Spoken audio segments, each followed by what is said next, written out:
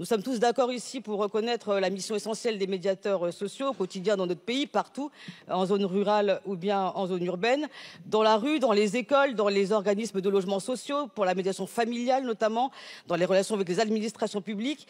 Ces femmes et ces hommes permettent l'accès aux droits aux personnes les plus précaires ou les plus en difficulté face aux institutions.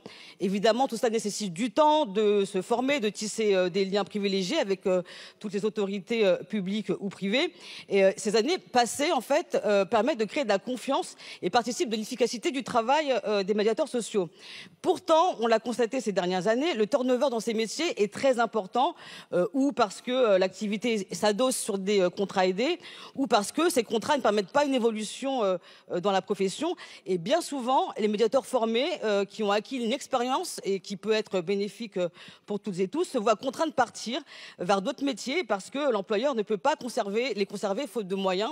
En cause aussi un niveau de rémunération pas assez élevé qui se situe entre le SMIC et 1 650 € par mois en début de carrière, un niveau insuffisant pour un métier qui demande un investissement très important, voire total. Dans mon département, la Seine-Saint-Denis, où le taux de chômage atteint 17%, où le taux de pauvreté atteint 27% en 2020, la perte d'un médiateur social dans une structure, c'est toujours un événement dramatique, surtout quand le turnover est important.